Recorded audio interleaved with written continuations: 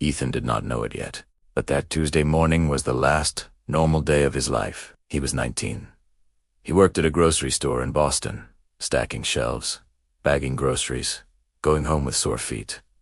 Nothing exciting, nothing special. Just a young guy trying to get through the week. That morning he woke up late, skipped breakfast, and drove to work like any other day. Then his phone rang. A doctor from Mass General Hospital. Calm voice. Short words. Ethan, your mother's condition has gotten worse. You need to come in today. He left his car half-parked, walked through the hospital doors, and followed the signs to room 14. He had been in this building before. 4 small things. Checkups. Nothing serious. But this time felt different. The hallway felt longer. The lights felt colder. He pushed open the door. His mother, Carol, was lying in the bed. Pale. Thin. Machines on both sides of her. Tubes in her arm. A monitor beeping softly behind her head. She looked small in that big white bed. She looked like she had been sick for a long time, and was just now letting it show. But the second she saw Ethan walk in, she smiled. Not a weak smile.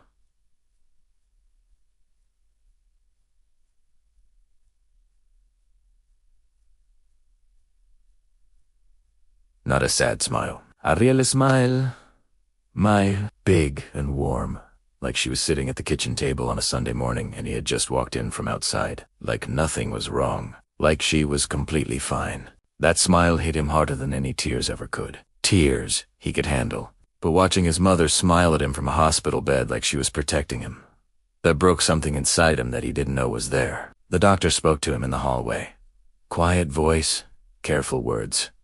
30 days, maybe less. The illness had spread faster than expected. There was nothing more they could do except keep her comfortable. 30 days. Ethan drove home that night and sat in his dark apartment for a long time. He did not eat. He did not watch anything. He just sat there, staring at the wall, thinking about every conversation he had rushed through, every visit he had cut short, every time he had said, "I'll come next week," and then forgot. The next evening, he went back to the hospital. Carol was more awake this time, sitting up a little, asking him about work, about his friends, about whether he was eating properly. She was the one in the hospital bed and she was asking if he was eating properly. Before he left, a nurse named Linda stopped him in the hallway. She had kind eyes and a tired face. The kind of face that has seen too many of these rooms, too many of these conversations. She said, "Your mother talks about you every single day. But there's one thing she never told you. When Carol was young, before the bills, before the years of working 2 jobs, before she raised Ethan completely on her own without ever once complaining about it, she had a dream. A quiet, small, personal dream. She wanted to learn piano. She wanted to teach it someday, but life moved fast and money was short, and that dream got buried under everything else. She never talked about it. She never made it anyone else's problem. And there was one song, Elisa Beethoven. She had loved it since she was a teenager. She used to hum it while cooking dinner. Ethan had heard it 1,000 times growing up and never once asked what it was. She had never heard it played live, never sat in a concert hall, never had someone sit down at a piano and play it just for her. Not once in her whole life. Ethan sat in his car in the parking lot and stared at the steering wheel for a long time. Then he went home, opened his laptop, and typed into YouTube. How to play a Farley's. Complete beginner. Day 1. He had never touched a piano in his life. Not even once. The next morning he went to a pawn shop and bought the cheapest keyboard they had. $40. 61 keys. One broken stand, so he had to prop it up against the kitchen table with a stack of books. He plugged it in, put his fingers on the keys, and started. It was terrible. Completely, embarrassingly terrible. Day 1, he could not find the right notes. Day 3, the first 4 notes sounded almost right, but not quite. Day 5, his neighbor knocked on the wall and shouted something he could not make out, but understood clearly. He turned the volume down and kept going. Day 7, his fingers ached so much he had to stop at midnight and run them under cold water. Day 8 was the hardest day. He found a video on YouTube, a 9-year-old girl playing F. R. Elise. Eyes closed, completely relaxed. both hands moving like it was the easiest thing in the world. The comments said she had been playing for 2 years. Ethan had been practicing for 8 days straight and still could not get through the first line without stopping. He stared at the screen for a long time. Then he slowly reached over and closed the laptop. He sat there in the silence for a few minutes. Then he opened it again, pressed play on the tutorial, and started from the beginning. He visited Carol on day 10. She was having a good day sitting up, laughing, asking about everything. She asked what he had been doing lately. He said, "Nothing much, Mom. Just work stuff." He smiled and changed the subject. He could not tell her. Not yet. What if he ran out of time? What if he practiced every single day and still couldn't do it? He didn't want to put that image in her head. Her son sitting at a piano, playing her favorite song, and then not be able to deliver it. He said nothing. He hugged her before he left and held on a second longer than usual. They do say his neighbor had complained again, so Ethan moved the keyboard down to the small common room on the ground floor. It was past midnight. The building was completely quiet. Just him, the cheap keyboard, and the same 30 seconds of music he had been trying to get right for almost 2 weeks. He didn't hear the footsteps until they stopped. An old man stood in the doorway. White hair, calm face, hands in his pockets. His name was George. Ethan had seen him maybe twice in the elevator, never spoken to him. George stood there and said nothing. Hustlis in it. For a full minute, he just stood there and listened. Then he said, "You're playing with your fingers. You need to play with your chest." And he walked away. Ethan had no idea what that meant. He sat there for a moment, confused. Then he put his hands back on the keys and tried to understand. The next night, George came back, this time with a chair. He sat down next to Ethan without asking, without explaining, and just started teaching. No introduction, no reason given. He simply showed up. George had been a piano teacher for 35 years. He was retired now. No students, no schedule, nowhere to be. He had no reason to spend his midnight hours teaching a struggling 19-year-old in a dim common room. But something about the way Ethan played, not the skill, but the desperation in it, made George put down his cup of tea, pick up a chair, and stay. Some people just recognize when something truly matters. With George beside him, something began to shift. The notes stopped sounding random. The melody started to appear inside the mess. Slowly, quietly, but it was there. Ethan. He did not sleep that night. He sat in front of that cheap $40 keyboard until the sun came up, not practicing, just sitting, staring at the keys like they owed him something. The doctor's words kept replaying in his head. "We don't think she has 30 days anymore." Which meant the plan was already broken. The 30 days he had built everything around, gone. Just like that. He went to the hospital in the morning. Carol was sleeping. He sat in the chair next to her bed and watched her breathe, in and out, slow and shallow.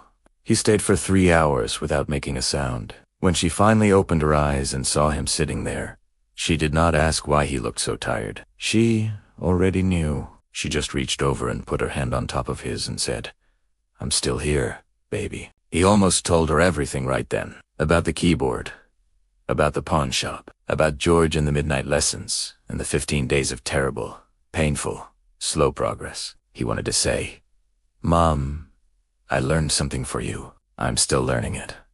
Please just wait a little longer." But the words didn't come. He just squeezed her hand and nodded.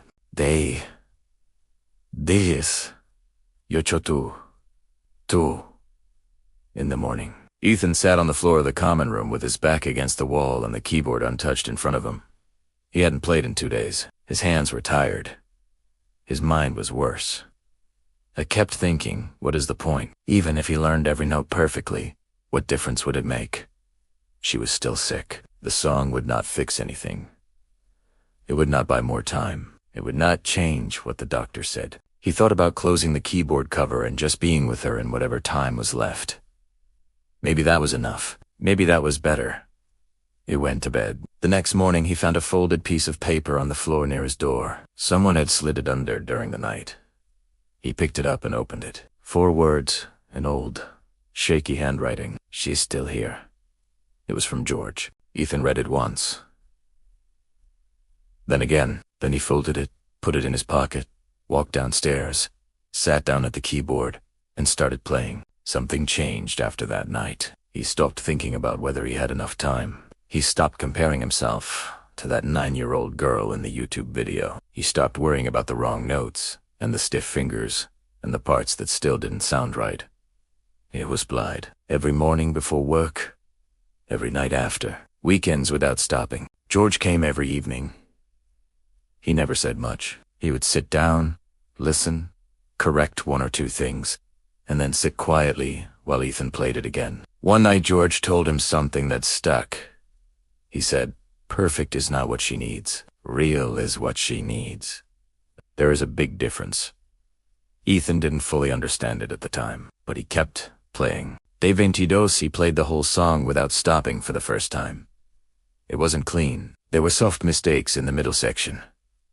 The timing was slightly off in one part, but he played it beginning to end without stopping. He sat there after the last note and didn't move for a moment. Then he called the hospital and asked to speak with Linda, the nurse who had told him about Carol's dream. When she picked up, he only asked one thing. "Is there any way to get a small keyboard into her room? Just for 1 hour? I just need 1 hour." Linda was quiet for a second. "Tenses side Al. Make it happen." They being to say Sunday morning, Ethan walked into the hospital carrying nothing. Linda had arranged everything, a small digital keyboard set up quietly in the corner of room 14. Plugged in, ready. A few nurses knew what was happening. They had kept it completely secret from Carol. When Ethan walked into the room, Carol looked at him the way she always did. Happy, warm, that same smile that still broke him every single time. She noticed the keyboard in the corner and her face changed. Confused at first. Then curious, she looked at Ethan. He didn't say anything. He just walked over, pulled the chair close to the keyboard, and sat down. His back was to her now. He could feel her watching him. He placed his hands on the keys and took one breath. The first 3 notes came out slow, soft, careful. And before he even reached the 4th note, before the melody had barely started, he heard a sound behind him, a small, sharp breath, like someone had just recognized something they hadn't heard in decades. Like a memory had walked into the room. He kept playing. His hands were shaking slightly. He could feel it. In the middle section, his finger landed 1 note off, and for half a second his heart stopped. But he didn't stop. It kept mobbing. He remembered what George had said. Not perfect. Real. He kept playing. The room was completely still. No machines beeping loudly. No hallway noise. Just the soft sound of Far Elise filling that small hospital room for the very first time. He played it all the way to the end. When the last note faded, he did not turn around immediately. He sat there for a second with his hands still resting on the keys. Eyes closed, just breathing. Then he slowly turned to look at her. Carol had both hands pressed over her mouth. Her eyes were wet and full and completely alive. She was not looking at the keyboard. She was looking at him, like she was seeing him, really seeing him for the first time and the last time at once. She didn't say anything. She couldn't. She just slowly reached out her hand toward him. He got up from the chair, walked over, and took it. That was the whole moment. No words. No big speech. Just a mother and her son and a song that finally made it home. Carol passed away 11 days later. Quietly, in her sleep. On an early Thursday morning, Ethan was not in the room when it happened. He had gone home the night before to sleep for a few hours. The hospital called him just after 6. He drove there in silence. He sat with her for a long time after, just the 2 of them. One last time, he kept the $40 keyboard. It still sits on his kitchen table with the same broken stand, propped up by the same stack of books. He never bought a better one. He never took formal lessons or learned a second song. He had no reason to. He plays E for Elise every single day. Sometimes it sounds good. Sometimes it sounds rough. Some mornings, he gets through it easily. Some nights, he stops halfway, sits there for a moment, then starts again from the beginning. George still lives on the 3rd floor. Saw May Bennings when the building is quiet. He can hear the music coming up through the ceiling. He never mentions it to Ethan. He just smiles to himself and lets it play. Ethan never became a pianist. He only ever learned one song. He never performed it on a stage. He never recorded it. He never played it for anyone except one person, one time, in a small hospital room in Boston. But that one person heard every single note. And she smiled, and for his on, that was the whole point. That was everything.